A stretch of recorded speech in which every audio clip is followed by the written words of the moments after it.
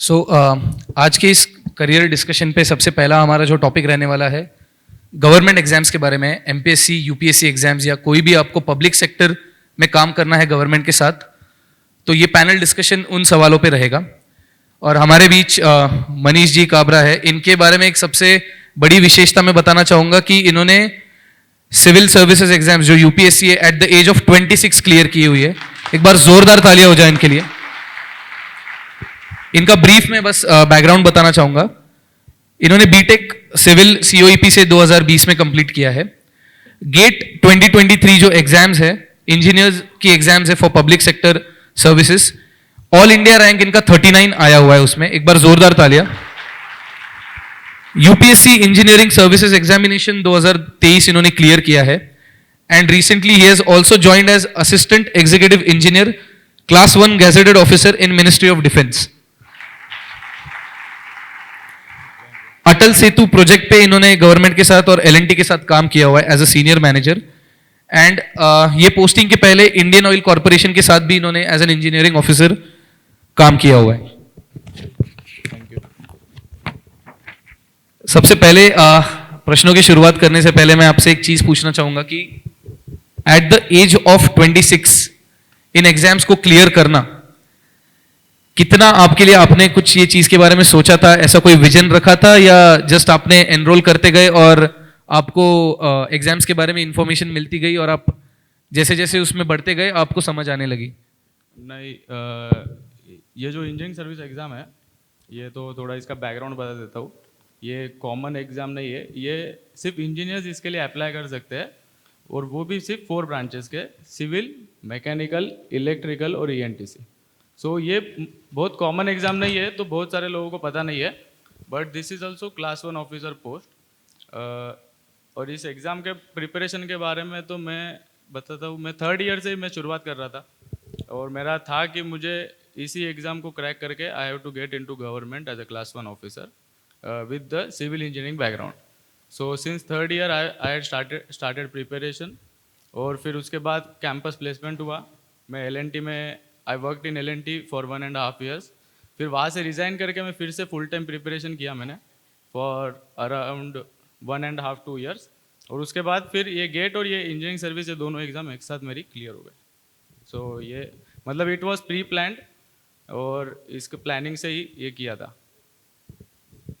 Thank you so much. आपको मतलब मेरा और एक क्वेश्चन इसी लाइन में है कि ये एग्जाम्स जो हम लोग एमपीएससी यूपीएससी के बारे में बात करते हैं, सभी लोगों ने 12th फेल मूवी भी देखा होगा जो काफ़ी फेमस है और काफ़ी चर्चा में फिलहाल। तो क्या माइंडसेट या क्या मेंटालिटी से आपको ये एग्जाम्स प्रिपेयर करनी पड़ती है? क्योंकि मैं जिस लाइब्रेरी में जाता था मैं देखता था एमपीएससी यूपीएससी वाले बच्चे सुबह 7 से लेके रात को 11-12 बजे तक के पढ़ रहे हैं। ब्रेक भी जो ले रहे हैं वो तो सिर्फ खाने का एक 10-15 मिनट का ब्रेक लेते हैं, और फुल टाइम वो पढ़ रहे हैं।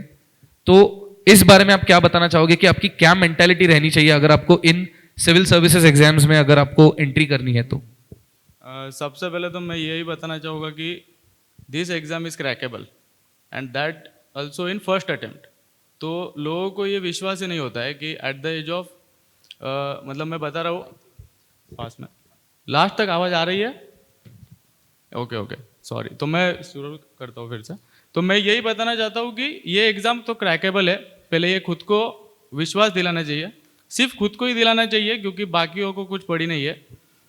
सो और उसमें टाइम वेस्ट नहीं करना है, टाइम बहुत कीमती है। और फर्स्ट अटेम्प्ट में ही हो सकती है अगर आप पूरी जी जान लगा दें। जैसे इन्होंने बताया कि सुबह 7 से रात 11, तो मुझे लगता नहीं है कि इतनी ज़रूरत है। अगर आप 1 साल 1.5 साल ठीक से पढ़ो for 8 to 10 hours daily with patience, discipline and proper strategy, तो ये एग्ज़ाम आपकी तुरंत आपके ग्रेजुएशन के बाद ही आप at the age of 21-22 you can become youngest officer in government of India. So ये एक चीज़ ध्यान में रखनी है।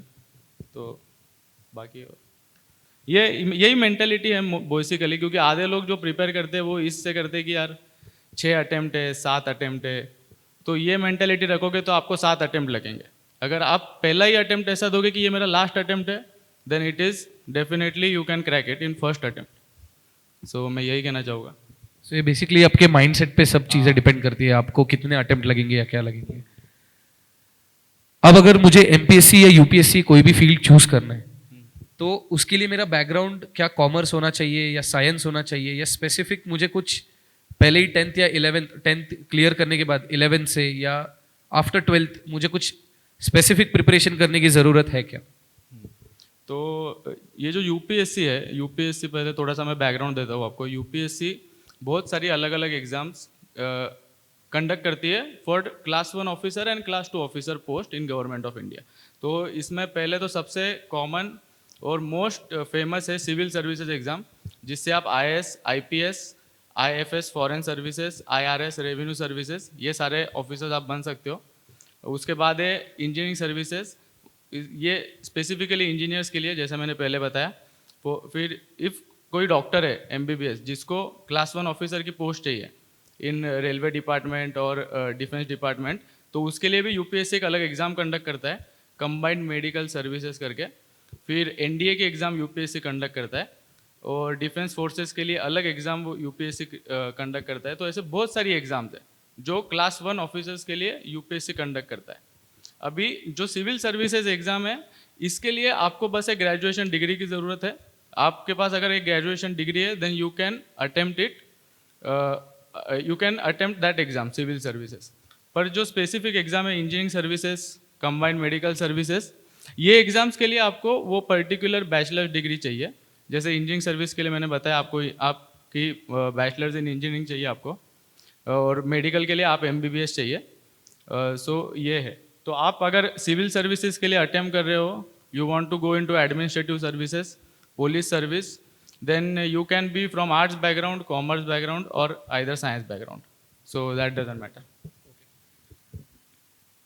एमपीएससी और यूपीएससी हम लोग सिर्फ फुल फॉर्म सुनते हैं कि ये महाराष्ट्र के लिए है, एमपीएससी जो है, यूपीएससी है जो ऑल ओवर इंडिया के हिसाब से है। कौन सा सिलेक्ट करना है, क्या सिलेक्ट करना है, ये कैसे समझेगा? अब ये पहले थोड़ा सा बताता हूँ। यूपीएससी अगर आप क्लियर करते हो, you will be recruited by central government of India. You can be posted anywhere across India for different services.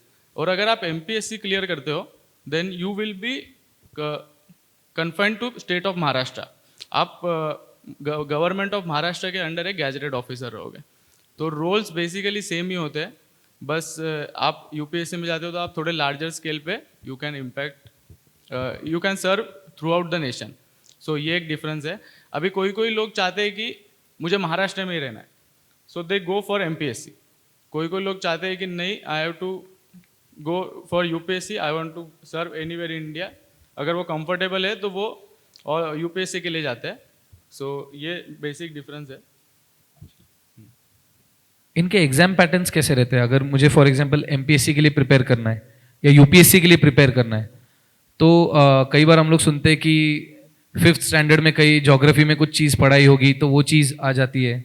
कभी 8th स्टैंडर्ड में हमने साइंस में कोई चीज़ पढ़ी होगी तो वो पूछा जाता है। तो पोर्शन कितना वास्ट है, क्या क्या आपको मेंटली प्रिपेयर करना पड़ता है? क्योंकि ऐसा तो है नहीं कि कोई एक स्पेसिफिक बुक है जो आपको पढ़ना है। जितना मेरा लिमिटेड नॉलेज है, आप मे बी इसमें ज़्यादा बता पाओ, कि क्या मुझे जनरल नॉलेज बहुत ज़्यादा बढ़ाने की ज़रूरत है या सभी सब्जेक्ट्स का मुझे इक्वल प्रिपरेशन करना पड़ेगा? अब ये क्वेश्चन थोड़ा प्रिपरेशन स्ट्रैटेजी में जाता है। तो इसके लिए मैंने क्या किया था, सबसे पहले प्रिपरेशन शुरू करने से पहले यूट्यूब पे एक टॉपर स्टॉक होता है बहुत सारे क्लासेस का। सो मैंने एक 10-15 टॉपर स्टॉक देखे थे। मैंने जान लिया था कि यूपीएससी को प्रिपेयर करने के लिए क्या क्या पढ़ना है। So UPSC is a vast subject, और उनका जो उन्होंने बताया कि पोर्शन में हमारे ये है, ये है, ये है, इस सब्जेक्ट में ये टॉपिक है, तो बस उन्होंने टॉपिक के नाम दिए। दे हैवंट गिवन कि किस डेप्थ तक हम क्वेश्चन पूछेंगे। सो ये एक बात है। तो आप जब प्रिपरेशन शुरू करो तो थोड़ा सब सब्जेक्ट्स के बारे में, उस एग्ज़ाम के बारे में थोड़ा सा जान लो। दूसरा, जैसे इन्होंने पूछा कि 5th का ज्योग्राफी, यस, उन्होंने बस ज्योग्राफी सब्जेक्ट दिया है। उस ज्योग्राफी सब्जेक्ट में उन्होंने अलग अलग टॉपिक्स दे रखे। सो कोई टॉपिक्स 5th स्टैंडर्ड में हमें पढ़ाए जाते हैं, कोई 6th में, कोई 7th में। तो मोस्टली जो प्रिपेयर करते हैं वो एनसीईआरटी बुक्स रेफर करते हैं, तो वहाँ से भी आता है। और प्रिपरेशन शुरू करने के बारे में आपने पूछा, सो मैंने तो 3rd ईयर में शुरू की थी प्रिपरेशन, और आई थिंक कि मोस्टली सेकंड लास्ट या लास्ट ईयर में आप प्रिपरेशन शुरू करो, तो with your bachelors degree you can clear that exam. आपका फर्स्ट अटेम्प्ट आप तब दे सकते हो जब आप आपके लास्ट सेमिस्टर में हो। यूपीएससी आपको लास्ट सेमिस्टर में अलाउ करता है कि आप दे सको। सो आप अगर उसके 1.5-2 साल पहले प्रिपरेशन शुरू करो, then you can clearly crack it. ये इसकी एलिजिबिलिटी के बारे में तो आपने बता दिया, और जितना सुनने में आता है कि अटेम्प्ट्स बहुत लगते हैं, तो कितने अटेम्प्ट्स है, कोई एलिजिबिलिटी क्राइटेरिया है, एज कोई क्राइटेरिया है कि इसके बाद आप मे बी सिविल सर्विसेज के लिए नहीं अप्लाई कर सकते हो, ऐसा कुछ? हाँ, एलिजिबिलिटी है। अभी हम सब जनरल कैटेगरी से आते हैं। So for civil services exam general category वालों के लिए है age limit 32 years and 6 number of attempts. So अभी सपोज आप 22nd ईयर पे ग्रेजुएट होते हो, 22nd से 32, in 10 years you can give 6 attempts. Now you have to decide at which year you have to appear for first attempt, second attempt. So ये है engineering services में 30 years age है general category वालों की। और basic eligibility जैसे पहले बताया बैचलर्स डिग्री। सो आप वही कई बार हम लोग देखते हैं कि ये जो क्लासेस चलते हैं दिल्ली में चलते हैं, कोटा में चलते हैं, कई बार बोलते हैं कि Kota is a hub for civil services, या एजुकेशन के लिए बाहर से बच्चे पुणे में भी आते हैं।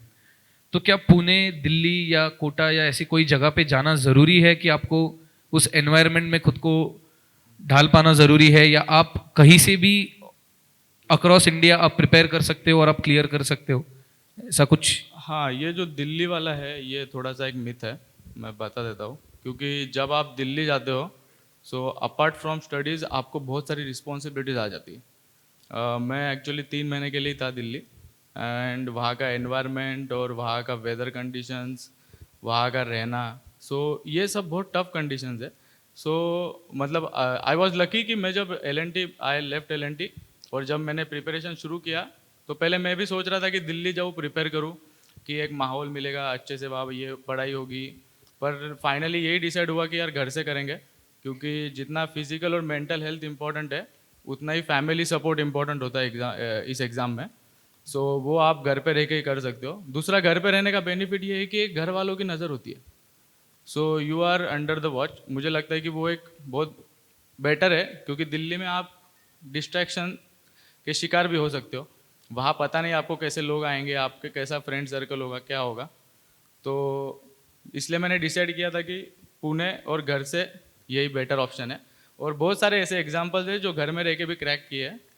सो और अभी तो ऑनलाइन यूट्यूब पे वीडियोज़ है, यूट्यूब पे लेक्चर्स है, प्रॉपर कोर्सेज है अलग अलग इसके। तो आप वो भी ले सकते हो, आपको दिल्ली जाने की ज़रूरत नहीं है।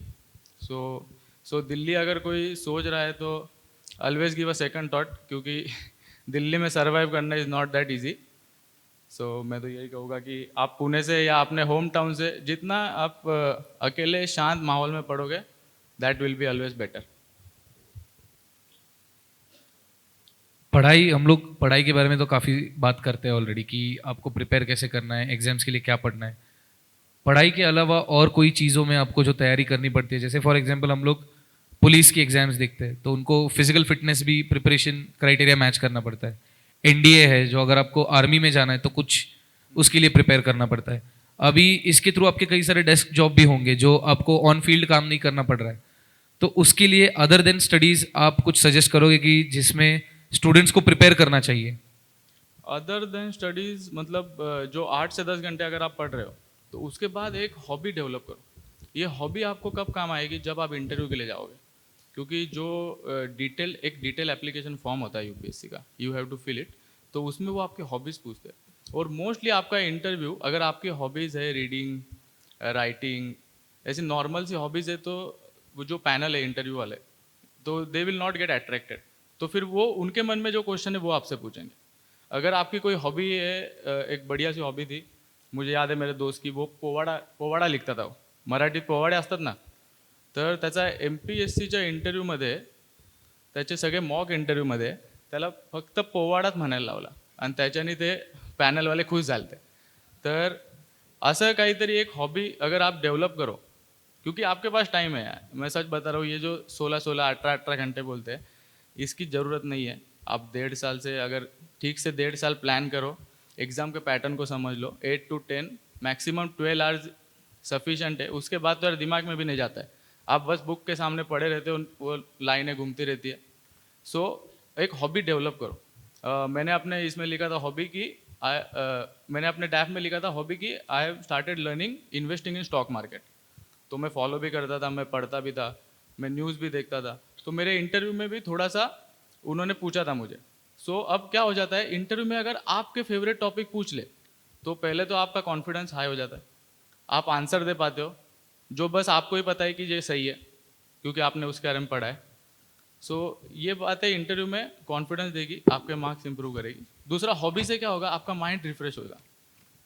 और क्योंकि एग्ज़ाम के प्रिपरेशन ये कोई 20-20 मैच नहीं है, ये एक टेस्ट मैच है। आप सोचो 1.5 साल आप हर रोज़ 8 से 10 घंटे लाइब्रेरी में जाके सुबह से शाम अगर पढ़ते हो तो पहला महीना सही जाएगा, दूसरा महीना आप थोड़ा सा डिमोटिवेट हो जाओगे, उसके बाद और डिमोटिवेट हो जाओगे। तो ये हॉबी आपको रिफ्रेश करती रहेगी, तो ये सबसे ज़रूरी है। और दूसरा है कि फिजिकल और मेंटल हेल्थ, ये दोनों प्रिपरेशन के ड्यूरेशन में बहुत इंपॉर्टेंट है। मैं ख़ास तौर से मेडिटेशन करता था, और दूसरा हर रोज़ सुबह 30 to 45 मिनट्स में फिजिकल एक्सरसाइज करता था। क्योंकि आप सोचो 1.5 साल आपने टारगेट रखा है कि 1.5 साल में मुझे क्रैक करना है। अगर आप 2 दिन बीमार हो तो 2 दिन पूरा गैप हो जाएगा, और 2 दिन अगर पूरा गैप हो गया तो उस 2 दिन का बैकलॉग करने के लिए आपको अगले 6 दिन एक्स्ट्रा देने पड़ेंगे। ये जब आप कैलकुलेशन करोगे, ये आपका टारगेट हैम्पर करते जाता है। और एक बार अगर बैकलॉग चढ़ते गया तो वो टारगेट अचीव करना डिफिकल्ट हो जाता है। फिजिकल हेल्थ, मेंटल हेल्थ और हॉबी, ये 3 चीज़ें साइड बाय साइड अगर आप करो देन मतलब ये एन्जॉयबल जर्नी होगी। बस पढ़ाई करके करके करके वैसे बोर हो जाते हैं, आप एन्जॉय भी करोगे। मैं यही कहना चाहूँगा। सेल्फ स्टडी या क्लासेस? हाँ, ये अभी स्टूडेंट स्पेसिफिक एक्चुअली इसका क्वेश्चन है। अभी मैं बताता हूँ, कोई बच्चे होते हैं जिनको सेल्फ स्टडी करना बहुत पसंद है, उनका ग्रास्पिंग पावर सेल्फ स्टडी में ज़्यादा है, उनका क्लास में मन नहीं लगता है। ऐसे बच्चे सेल्फ स्टडी करनी चाहिए। अब मैं मेरा बताता हूँ, मेरा है कि मुझे कोई तो डायरेक्शन दिखाने वाला चाहिए। क्योंकि जब मैंने देखा, जैसे आपको बताया टॉपर स्टॉक देखा, तो मैंने देखा कि बहुत वास्ट है, इसके रेफरेंस बुक्स लाओ, रेफरेंस बुक से क्या पढ़ना है जानो। तो फिर या तो क्लासेस लगाओ, या तो मैंने नोट्स मंगवा लिए थे, दिल्ली के क्लासेस के नोट्स आते हैं अवेलेबल, आप वो मंगा सकते हो और आप देख सकते हो। अगर आप क्लास के नोट्स या कोई सीनियर के नोट्स यूज़ करते हो तो इससे क्या हो जाता है, आपको पता चल जाता है कि यही डायरेक्शन है, आप एक्स्ट्रा कुछ नहीं करोगे। और क्लासेस वालों के एक्सपीरियंस के हिसाब से वो मोस्टली 90% टॉपिक कवर कर ही देते, 90 to 95%। बाकी 5% तो वो ऐसा है कि वो किसी को भी नहीं आएगा। ये एकदम स्टूडेंट स्पेसिफिक क्वेश्चन है। फिर से और एक इसमें होता है कि बच्चे पूछते हैं ग्रुप स्टडी करना है या अकेले स्टडी करना है। अभी बहुत सारे लोगों को लगता है IAS का प्रिपरेशन है, ग्रुप स्टडी करना है, ग्रुप डिस्कशन इंपॉर्टेंट है। हाँ, यस, ये भी स्टूडेंट स्पेसिफिक है अभी, कि कोई बच्चे का ग्रुप में बढ़िया स्टडी होता है, कोई का क्या है कि ग्रुप में वो फिर स्टडी कम और ग्रुप ही ज़्यादा हो जाता है। आप देख लो कि आपको क्या सही है, आपको क्या सूट हो रहा है। ग्रुप भी ऐसा रखो 4-5 बच्चों का। हम जब स्टडी करते थे, हम कॉलेज के ही थे सारे दोस्त, तो हमारा था कि हम शाम को क्लास जाने से पहले थोड़ा सा डिस्कस कर लेंगे कि ये टॉपिक नहीं समझा है, या ये कल का था, ये क्वेश्चन है, ये क्वेश्चन पेपर का ये क्वेश्चन है। तो हम उतना 1-1.5 घंटा चाय नाश्ते के वक्त वो करते थे और फिर हम क्लास चले जाते थे कॉलेज के। दूसरा है, कोई इंडिविजुअली उसे सही लगता है, उसको लगता है कि यार ये डाउट आ गया, ये टॉपिक में पढ़ लूँगा और सॉल्व कर लूँगा। वो भी बेटर है। आप आपकी स्ट्रैटेजी बना लीजिए और उस स्ट्रैटेजी को पेशेंस से, डिसिप्लिन से फॉलो करिए, तो फिर हो जाएगा। मतलब ऐसा कुछ रॉकेट साइंस नहीं है। यही एक सबसे इम्पोर्टेंट क्वेश्चन कि जैसे हम मूवीज़ में भी देखते हैं या कई लोगों से सुना हुआ है कि एग्जाम्स क्रैक हो जाती है, उसके बाद प्री रहता है और मेंस रहता है। I think if I am not wrong, pre और मेंस है और इंटरव्यू। कई लोग प्री क्रैक कर लेते हैं, कई लोग मेंस तक पहुंच जाते हैं। मेंस होने के बाद इंटरव्यू आपका क्रैक हो गया, तो कई बार ऐसे भी सुना है कि पोस्टिंग्स अवेलेबल नहीं है, या मेंस क्रैक कर लिया बट इंटरव्यू क्रैक नहीं हो रहा है। तो इस सिचुएशन में क्या प्लान भी होना नेसेसरी है? हाँ, ये प्लान भी होना नेसेसरी है, क्योंकि देखो ये एग्ज़ाम है थोड़ी अनसर्टन है, और हम जनरल कैटेगरी से आते हैं तो इसकी वैकेंसी भी हमारे लिए बहुत कम है। सो प्लान भी होना ज़रूरी है, क्योंकि अगर प्लान भी है, समझो आपका फर्स्ट अटेम्प्ट हुआ, आपका यूपीएससी नहीं हुआ, सो मेरा प्लान भी था कि मैं गेट एग्ज़ाम क्रैक करूँगा और through public sector I will take a job. So job अगर आपके हाथ में हो तो आप क्या, एक मेंटली आप स्टेबल हो जाते हो, आपके दिमाग से थोड़ा सा टेंशन कम हो जाता है। तो अगर आप जॉब जॉब ले लो कोई भी प्लान बी के तहत, तो उसके बाद आप अच्छे से प्रिपेयर भी कर सकते हो। सो प्लान भी होना ज़रूरी है, ये तो मैं मानता हूँ। पर ऐसा ना हो कि प्लान बी पे ही फोकस हो गया और प्लान यूपीएससी रह गया। सो बस ये ध्यान रखना है कि plan B is plan B, plan A is cracking UPSC in first attempt. So ये बस प्लान बी के प्लान ए और प्लान बी में डिफरेंस करके आपको फोकस से पढ़ाई करनी है। एक इससे कनेक्टेड क्वेश्चन ये भी पूछना था कि अगर मेरा मेंस एग्जाम क्लियर होता है, मेरा इंटरव्यू नहीं क्लियर हो रहा है, तो क्या मुझे वापस प्री से शुरुआत करनी पड़ती है या मैं मेंस से शुरुआत कर सकता हूँ? नहीं, आप किसी भी स्टेज से अगर आप आउट होते हो, then you have to again start from prelims, then again prelims, mains, interview, वो भी अगले साल के एग्ज़ाम में। तो आप अगर इंटरव्यू तक पहुंच गए हो और इंटरव्यू फाइनल लिस्ट में नाम नहीं आया, then again you have to start from prelims. So अभी मुझे लगता है इसी साल की टॉपर है वो, पहले कुछ 3 या 4 अटेम्प्ट उसके प्रीलिम्स ही क्लियर नहीं हुए थे, और अभी वो सीधी ऑल इंडिया रैंक 1 आ गई। सो ये एग्ज़ाम का यही एक ड्रॉबैक है कि you can't start from middle. आपको फिर से प्री देनी है, फिर से मेंस लिखना है, फिर से इंटरव्यू अपीयर होना है, और फाइनल लिस्ट में नाम आने तक आपको रुकना नहीं है। सो ये एक है। लास्ट क्वेश्चन बस मैं आपको इस बारे में पूछना चाहूँगा कि ओवरऑल आपकी journey as a UPSC aspirant कैसे रही, एंड फ्यूचर अभी आप गवर्नमेंट ऑफिसर बन रहे हो, तो विजन क्या है आपकी, एंड कैसे हमारी यंगर जनरेशन को आप कुछ एक मैसेज पास ऑन करना चाहोगे कि फॉर एग्जाम्पल हमको एज अ सिटीजन भी कैसे बिहेव करना है? हम लोग गवर्नमेंट पे तो काफ़ी सारी रिस्पॉन्सिबिलिटी छोड़ देते हैं, but as a citizen for example कोई नहीं दे रहा है यूपीएससी का exam, but what is expected from students और इंडिविजुअल्स एज वेल, अगर आप उस पर कुछ बात करना चाहो तो। पहले तो यूपीएससी, मेरी जर्नी के बारे में तो मतलब I enjoyed journey, my journey of preparation. बहुत फ्रस्ट्रेटिंग भी होती है किसी टाइम पे, क्योंकि आप जब प्लान भी होता है, मेरा प्लान भी था एमपीएससी गेट एग्ज़ाम, ये तो मेरा एमपीएससी भी क्लियर नहीं हुआ था एक बार, सेकंड बार मेरा प्री क्लियर हुआ, फिर मेंस मेरा नहीं हुआ 2 मार्क्स से। सो और जब आपका प्लान बी नहीं होता है तो प्लान ए पे भी आप डाउट लेने लगते हो। बट एक थोड़ा सा भरोसा रखना है खुद पे, भगवान पे और परिवार वालों पे। तो ये बड़ी इंटरेस्टिंग जर्नी मैं बोल रहा हूँ। अगर आप मतलब आप अगर इंटरव्यू तक जाते हो, तो मान लीजिए आप अगर इंटरव्यू तक जाते हो, 1 साल 1.5 साल मन लगा के प्रिपेयर करते हो, तो you will stand out in the crowd. मैंने जैसे बताया आपको, मैंने 3rd ईयर से प्रिपरेशन शुरू किया था। मेरा 2020 का फर्स्ट अटेम्प्ट था, immediately after my graduation. So मेरा प्रीलिम्स भी हो चुका था, but due to COVID reasons I couldn't give attempt for my mains exam. Restrictions थे, मेरा पेपर मुंबई में था, ट्रैवलिंग नहीं हो पा रहा था, तो so I dropped it out and मैंने कैंपस प्लेसमेंट से एलएनटी ले लिया।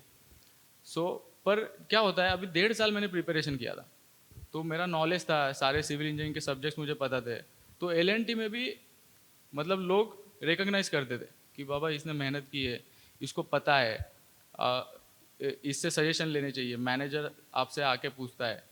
सो मैं बोल रहा हूँ 1.5 साल प्रिपरेशन करने के बाद आपके नॉलेज में, आपके कॉन्फिडेंस में, आपके लाइफस्टाइल में एक चेंज आ जाएगा, आप डिसिप्लिन्ड हो जाओगे, आप हार्ड वर्क करने लगोगे।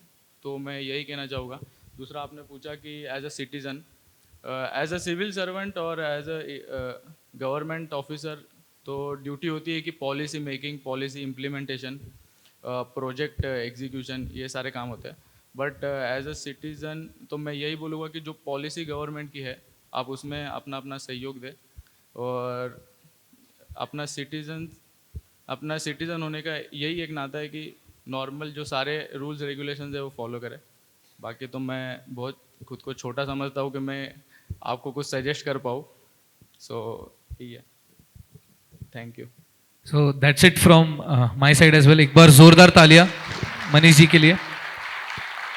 मैं बस यही कहना चाहूँगा कि महेश सेवा संघ पुणे, इनका मैं तहे दिल से धन्यवाद देना चाहता हूँ कि उन्होंने उन्होंने मुझे यहाँ आमंत्रित किया। So yes, thank you. और ये प्रोग्राम मैं आपको एक चीज़ बताना चाहता हूँ, 2016 में 2014 में मैं इस प्रोग्राम में आया था, तब दिनेश सर थे आफ्टर 10th। 2016 में भी मैं आया था आफ्टर 12th।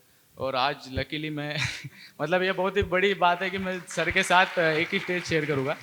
सो और मैं चाहूँगा कि आप भी, अभी आप 10th में हो 12th में हो, मोस्टली आफ्टर 4 इयर्स 5 इयर्स आपका ग्रेजुएशन हो जाएगा। आप एम करो कि आप तुरंत अपने ग्रेजुएशन के बाद फर्स्ट अटेम्प्ट में क्रैक कर लो एट द एज ऑफ, मैं भी थोड़ा, इन्होंने बोला कि बहुत यंग एज में किया, मैं अपने आप को मानता हूँ कि मैं 4 साल लेट हूँ। अगर मैं 2020 में ही क्रैक कर लेता एट द एज ऑफ 22, तो वो थोड़े मज़ेदार चीज़ होती है यार। एट द एज ऑफ 21 22 अगर आप गवर्नमेंट में क्लास 1 ऑफिसर बने हो, सो एक आपके लिए रिस्पेक्ट। फिर आप जब रिटायर हो गए, so you will B at the level of secretary, किसी मिनिस्ट्री का एक बड़ा सेक्रेटरी पोस्ट पे आप रहोगे। तो ये मतलब अभी एट द एज ऑफ 26 क्या हो जाता है, 4 साल मेरे गए, सो एक प्रमोशन गया। पर अगर आप 21 22 पे जाते हो, आप एकदम यंग होते हो, एनर्जी होती है बहुत सारी, so you can reach at great Heights.